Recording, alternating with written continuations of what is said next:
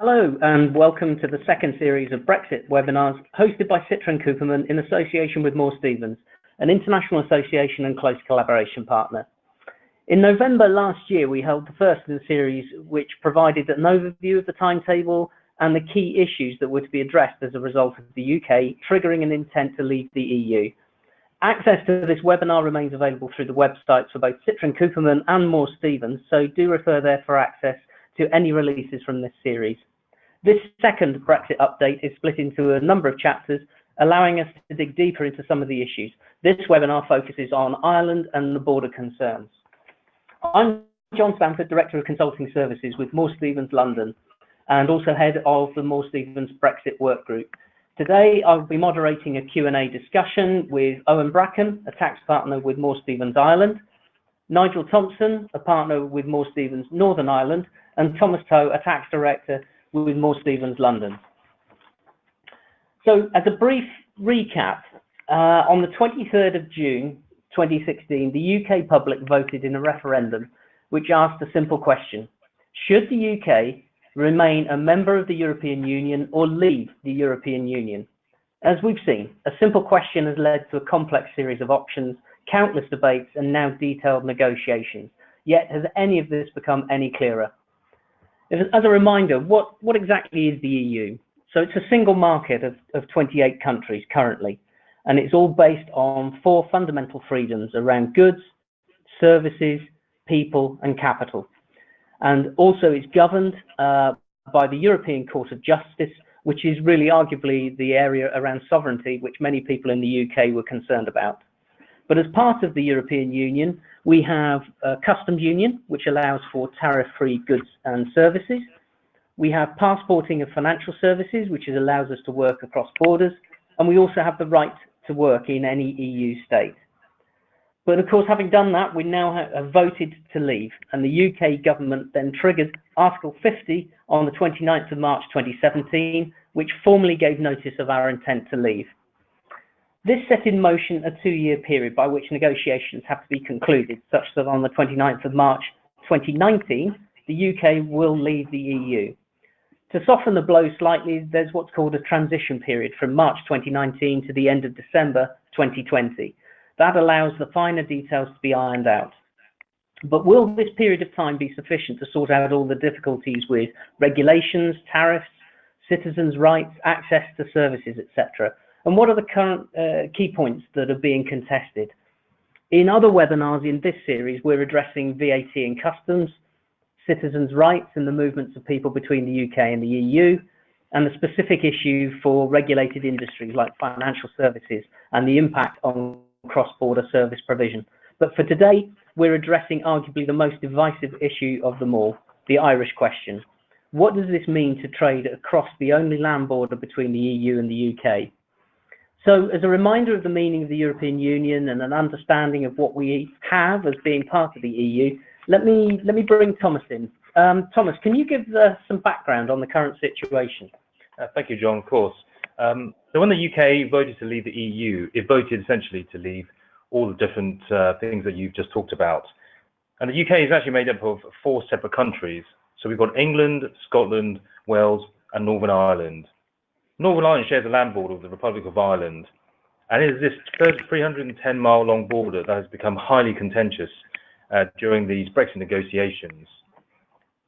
So if the UK leaves the EU customs union, then goods and services will no longer be able to move freely and tariff-free between the north and the south.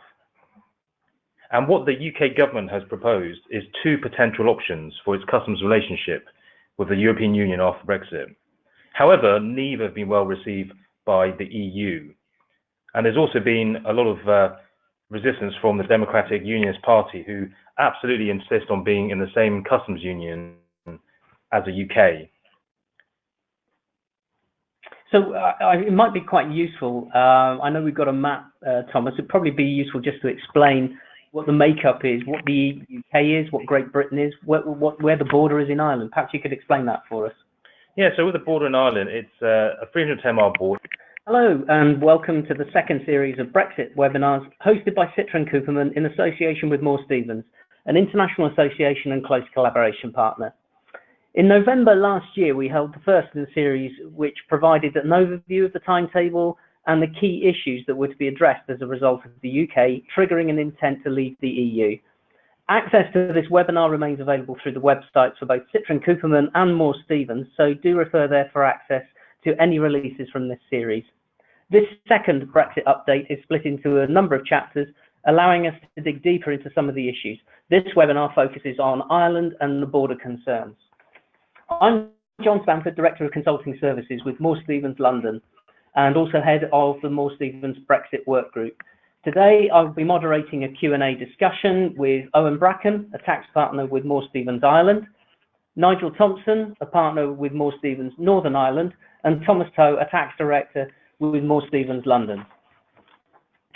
So, as a brief recap, on the 23rd of June 2016, the UK public voted in a referendum which asked a simple question: should the UK remain a member of the European Union or leave the European Union?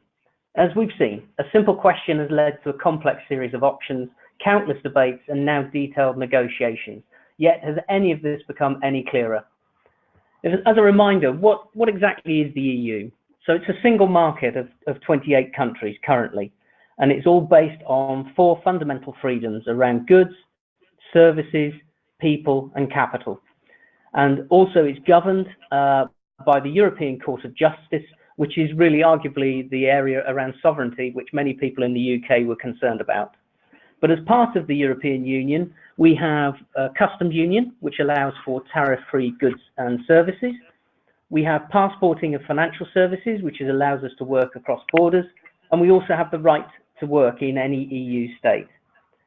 But of course, having done that, we now have voted to leave. And the UK government then triggered Article 50 on the 29th of March 2017, which formally gave notice of our intent to leave. This set in motion a 2-year period by which negotiations have to be concluded, such that on the 29th of March 2019, the UK will leave the EU. To soften the blow slightly, there's what's called a transition period from March 2019 to the end of December 2020. That allows the finer details to be ironed out. But will this period of time be sufficient to sort out all the difficulties with regulations, tariffs, citizens' rights, access to services, etc.? And what are the current key points that are being contested? In other webinars in this series, we're addressing VAT and customs, citizens' rights and the movements of people between the UK and the EU, and the specific issue for regulated industries like financial services and the impact on cross-border service provision. But for today, we're addressing arguably the most divisive issue of them all, the Irish question. What does this mean to trade across the only land border between the EU and the UK? So, as a reminder of the meaning of the European Union and an understanding of what we have as being part of the EU, let me bring Thomas in. Thomas, can you give some background on the current situation? Thank you, John, of course. So when the UK voted to leave the EU, it voted essentially to leave all the different things that you've just talked about. And the UK is actually made up of 4 separate countries. So we've got England, Scotland, Wales, and Northern Ireland. Northern Ireland shares a land border with the Republic of Ireland, and it is this 310-mile long border that has become highly contentious during these Brexit negotiations. So if the UK leaves the EU customs union, then goods and services will no longer be able to move freely and tariff-free between the north and the south. And what the UK government has proposed is 2 potential options for its customs relationship with the European Union after Brexit. However, neither have been well received by the EU. And there's also been a lot of resistance from the Democratic Unionist Party, who absolutely insist on being in the same customs union as the UK. So it might be quite useful. I know we've got a map, Thomas. It'd probably be useful just to explain what the makeup is, what the UK is, what Great Britain is, where the border is in Ireland. Perhaps you could explain that for us. Yes, absolutely. And so the UK itself is made up of 4 countries, so England, Scotland, Wales, and Northern Ireland. Great Britain itself is England, Scotland, and Wales. But this is border with Northern Ireland and the Republic of Ireland. That's causing the most concern and the most debate between the EU and the UK. So once the UK leaves the customs union, what that means is that the movement of goods and services between the north and the south in Ireland cannot be done freely and cannot be done tariff-free. So what the UK government's proposed is two potential options. The first option is a streamlined customs union, which just means using things like technology to track the movement of goods. The second one is a customs partnership, which essentially means that the UK will be acting on behalf of the EU to collect those tariffs. Now, unfortunately, both of these options have not been well received by the EU, and also not well received as well by the Democratic Unionist Party, DUP. The DUP are the main party in Northern Ireland, and they are very pro-union, so pro-UK, and they do not want any solution that does not involve Northern Ireland being part of the UK. So it's been resisted. But also, unfortunately, we're seeing a lot of resistance as well from the House of Lords. For those of you in the US, the House of Lords has some similarity to your Senate over there, in that they act as a sense check, I suppose, of the legislation being proposed by the government. And they have so far rejected the majority of the Brexit proposals that have been put forward by the government. So a lot of resistance there. So I guess I'll end by saying, where are we after 2 years? So 2 years from when the historic vote was made on 23rd of June 2016. Not very far. Not very far. Not much progress to be made. There's still a lot of uncertainty, and very little has been agreed. And as you say, there's some complex negotiations going on at the moment, and even while there are options, there's certainly a lot more discussion and a lot more debate to be had. Perhaps, Owen, if I could turn to you, it'd be useful if you could perhaps give us a bit of background as to kind of why Ireland and why this is of particular interest, perhaps, to businesses in the US. Well, I suppose the simple answer is the reason it should be important to US firms is because there are so many US firms in Ireland. We also almost see ourselves as the 51st state, which is a funny position to be in, because we're a small country with a small population on the west coast of Europe. So how do we differentiate ourselves from other countries? We try and be a smart economy. So it's pretty well known that we've got a low corporate tax rate of 12.5%. Well, what we've tried to do is we've tried to become a world leader for investment incentives. So it was recently published in the US Tax Journal that Ireland is the most profitable country for US corporations. And even in the IBM's Global Location Trends report, for the 6th year in a row, we've been the best country at attracting foreign direct investment. So because all that investment is flowing into Ireland, over the past 4 years, every year we've been the fastest growing economy. So I suppose some interesting stats just in relation to Ireland and the US. There's some scary stats. 10 US companies alone account for over 40% of Ireland's corporate tax receipts. So if you think about that, if any of those 10 companies or half of those 10 companies pulled out of Ireland, it would be disastrous. US foreign direct investment into Ireland is 67% of all FDI we get. And that amount of US FDI has doubled in the past 5 years. So just to put some figures on it, US firms have almost invested 400 billion in Ireland. And even in 2017 alone, the amount US firms invested into Ireland is actually double the amount that US firms invested into France and Germany, which have a combined population 30 times greater than ours. So I suppose, what does that mean for the Irishman on the street? Well, what it means is 11% of all employment in Ireland comes from US firms. So no matter what happens in relation to Brexit or the EU, Ireland can never, ever, ever do anything to jeopardize its relationship with the US, because if we didn't have US foreign direct investment, our country would close down overnight. So, I mean, what sort of types of businesses are we talking about, US ones that are operating in Ireland? Well, you'll see from the next slide, we've all the household names. We've Google, Apple, Microsoft, eBay, Intel, all of those. So I suppose apart from, 2/3 of the world's aircraft leases are based in Ireland and 50% of the world's financial services centre. But if you wanted me to say, like, we do have US manufacturing, we do have US R&D facilities and pharma, but in my opinion, what we have most of all is all type of US tech companies. So we have 9 of the top 10 US ICT companies, 8 of the top 10 US gaming companies, 24 of the 25 biotech and pharmaceutical companies, and 6 of the top 7 diagnostic companies. So I suppose tech, and US tech in particular, is crucial to Ireland. So I don't know if you're aware that most companies now that are based in Silicon Valley, they've actually set up in Dublin city centre. So the streets that border the river that runs through Dublin now have become known as the Silicon Docks. So that's how embedded US tech firms are in Dublin at the moment. There you go. So you're certainly ringing the bell for the Republic there, Owen. Thanks for that. But perhaps let's provide a little bit of balance. Nigel, can I ask you your views of the perspective from Northern Ireland?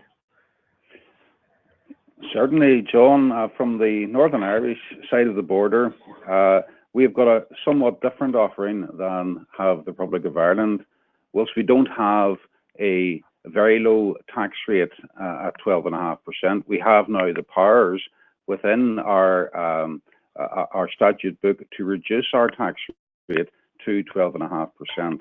But above and beyond that, there are lots of advantages of investing in Northern Ireland, and they're primarily related to the highly educated workforce and the relatively low cost of doing business here. So that, for example, prime office rents are £18 a square foot in Greater Belfast, compared to £51 a square foot in Dublin and £86 per square foot in London. And generally, operating costs are over a third lower than both those jurisdictions. Salaries are 30% lower here than they are in London, 20% lower than in Dublin.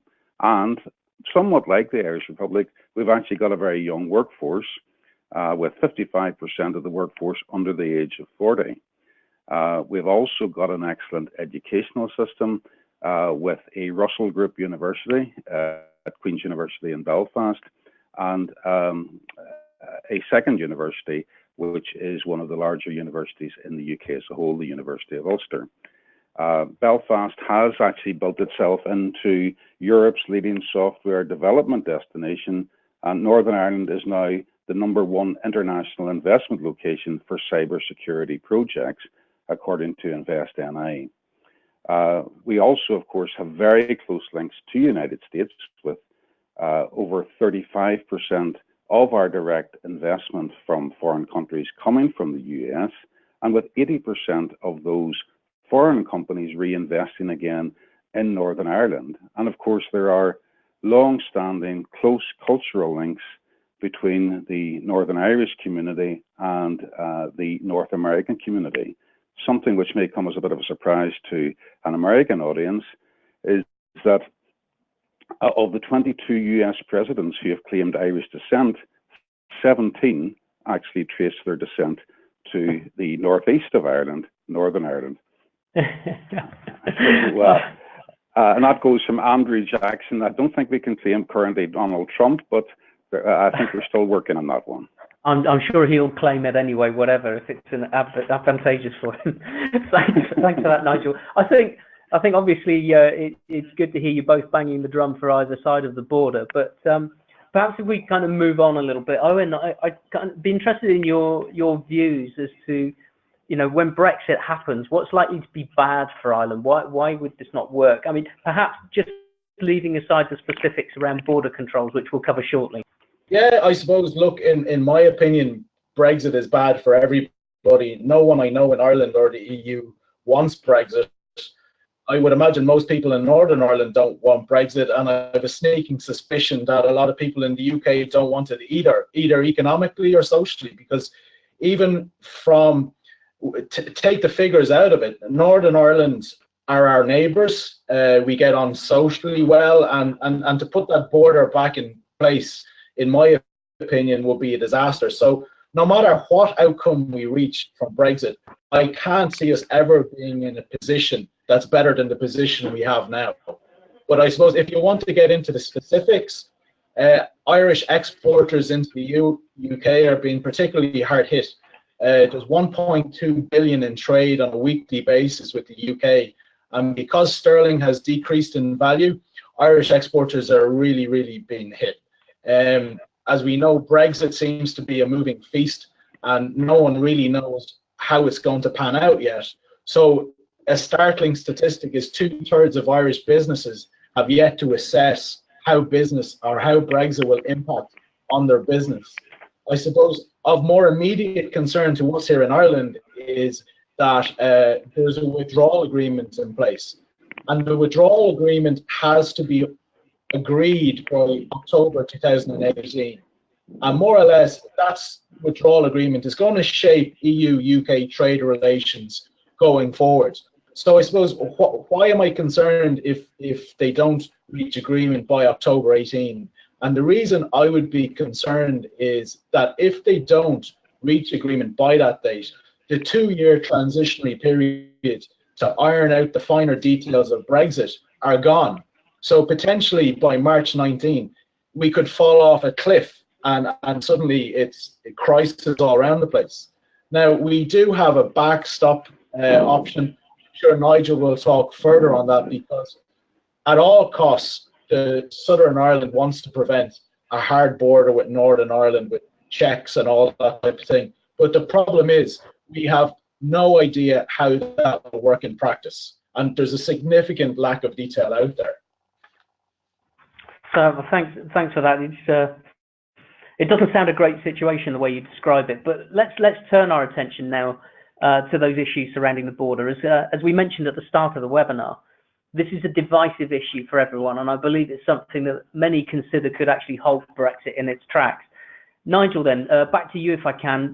Can you help explain the considerations here and, of course, the implications as well? I'll try, John. The issue here really is, where will the customs border be following Brexit? And there are really two alternatives. Number one, the customs border is between Northern Ireland and the Republic of Ireland, so that the UK as a whole, that's England, Scotland, Wales, and Northern Ireland, effectively are one trading bloc, and the border with the EU, the land border, is on the island of Ireland. The second alternative is that, and this is part of the backstop position that Owen referred to a moment or two ago, which has been insisted upon by the EU negotiators, that in the event of no agreement on the format for the customs border between the Northern Ireland and Republic of Ireland, then what will happen is that there will be a customs border between Ireland and the GB, England, Scotland, and Wales. So effectively, under that option, there would be a border between Northern Ireland and the rest of the UK. So effectively, a border between two states belonging to the same sovereign country. The EU negotiating position putting forward a backstop, which effectively means that there would be a border down the Irish Sea, and that Northern Ireland would be split away economically from the rest of the UK, appears to be designed to try and keep the UK in the EU. So effectively forcing the UK to remain part of the customs union by, in effect, trying to ensure that Northern Ireland remains within the EU from a customs perspective, no matter what happens. So to achieve that, they've been putting forward this backstop position where the Irish border arrangements cannot be agreed. So at this point in time, the UK has the choice as to whether the UK as a whole remains within the customs union, where border arrangements remain unchanged, or secondly, if Great Britain leaves the customs union and Northern Ireland remains, the hard border moves from the Irish border to a new border on the Irish Sea. Now, that causes significant concerns in Northern Ireland. I've described in the slide there the considerations or the consequences to be catastrophic. And the reason that I'm saying that is that Northern Ireland and its trade with the rest of the UK is by far and away the major economic consideration for Northern Ireland. 56% of Northern Irish exports are to the rest of the UK, whereas only 15% are to the Republic of Ireland and 10% to the rest of the EU, with exports to the rest of the world picking up the balance. Therefore, a border which actually raises tariffs and delays in the Irish Sea could have a catastrophic economic effect on the people of Northern Ireland. So far as people in Northern Ireland are concerned, they would not want to see any border in the Irish Sea. And secondly, they would want to see as frictionless a border on the island of Ireland as is possible to achieve, something which a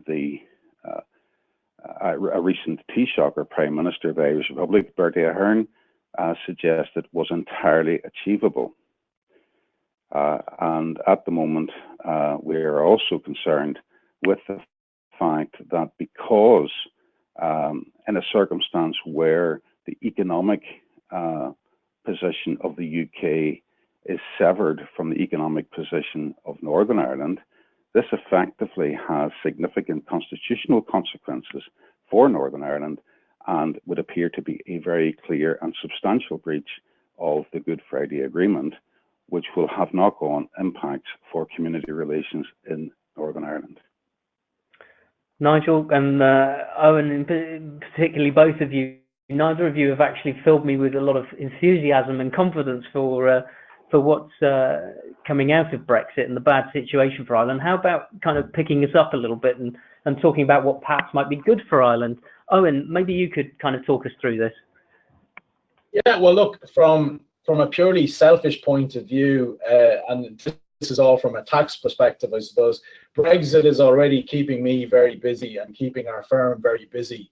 Our firm, no more than the IDA or any of our government bodies, we are going around the world now telling everyone that Ireland is the only English-speaking country left in the EU with the lowest tax rate post-Brexit. So it's giving us a sounding board to go around the world saying, come here instead of the UK. So that's from a purely selfish point of view. We are working with our colleagues in the UK because what we're finding is some UK firms will want to relocate. So we want to be the country that they do relocate to. But what we're finding most of all is that most UK companies will keep what they have in the UK, but they'll also want to have a base somewhere in the EU, particularly in the financial services centres. So if they want a base in the EU, we want to be that base. So leaving England aside, I suppose if you pick any other countries that have FDI into Europe, our firm are already experiencing a significant increase in FDI from other countries. So they're choosing Ireland now as a gateway to enter the EU market. So we're hoping that the increase in FDI and relocations to Ireland outstrips the negative consequences for our exporters.